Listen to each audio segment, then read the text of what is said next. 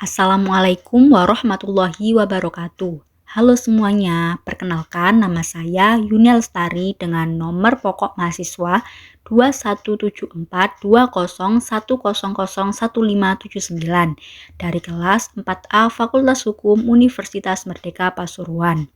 Tujuan saya membuat video ini yaitu untuk menunaikan tugas dari mata kuliah Hukum Ekonomi Syariah dengan dosen pengampu Bapak Ahmad Syukron SH.MH. Sehubungan dengan itu, saya mengangkat tema larangan maisir dalam transaksi hukum ekonomi syariah.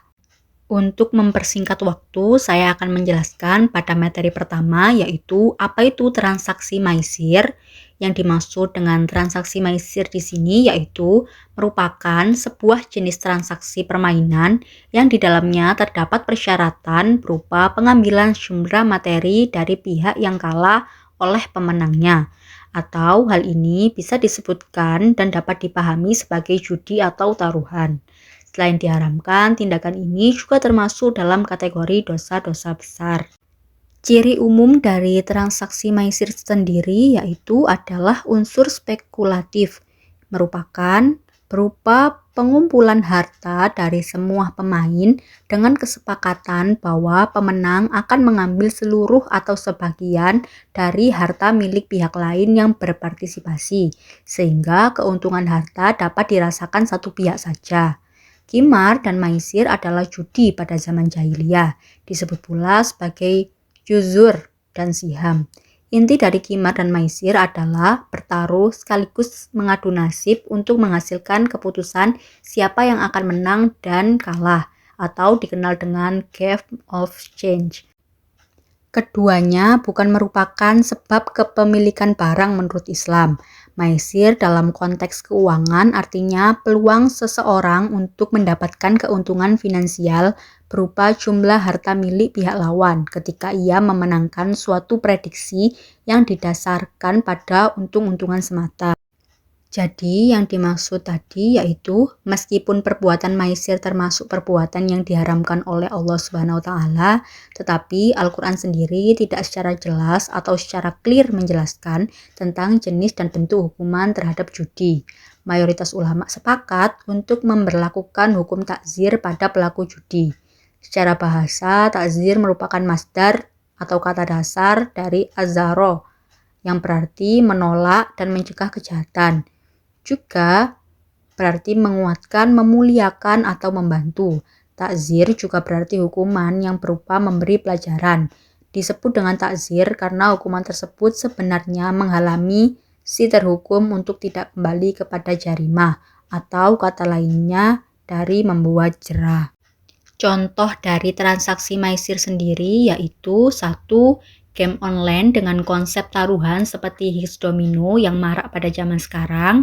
Yang kedua yaitu SMS berhadiah dan kuis yang dilakukan melalui telepon sebagaimana diatur dalam Fatwa MUI nomor 9 tahun 2008. Yang ketiga yaitu taruhan dalam bentuk togel dengan skema transaksi pembelian kupon dan menebak berapa digit angka.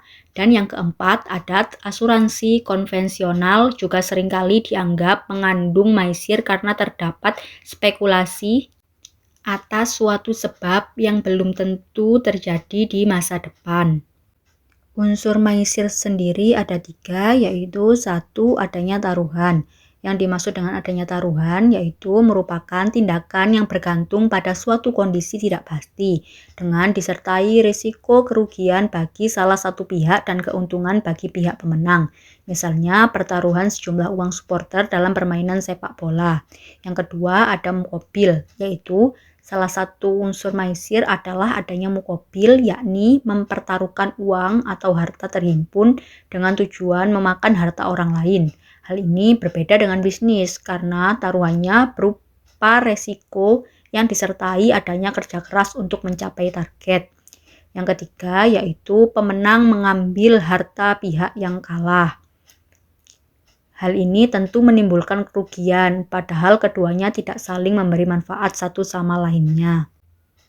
Pendapat para ahli terkait dengan larangan transaksi maisir dalam transaksi hukum ekonomi syariah yaitu Dalil larangan praktik maisir adalah surat Al-Maidah ayat 90 yang menggambarkan maisir sebagai judi dan mengundi nasib dengan anak panah.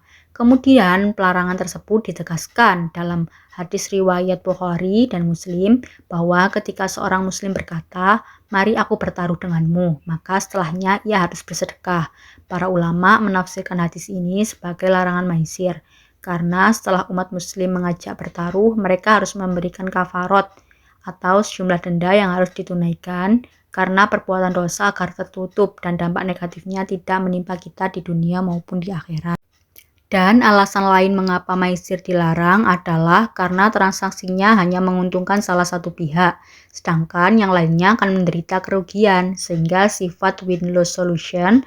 Hal ini tentu tidak sesuai dengan prinsip keadilan dan win-win solution dalam ekonomi Islam. Selain itu, ekonomi dalam kacamata Islam mengedepankan kemakmuran masyarakat melalui hasil kerja kerasnya sendiri. Sedangkan maisir adalah transaksi yang didasarkan pada keberuntungan spekulatif dengan resiko kerugian hingga pada nominal besar.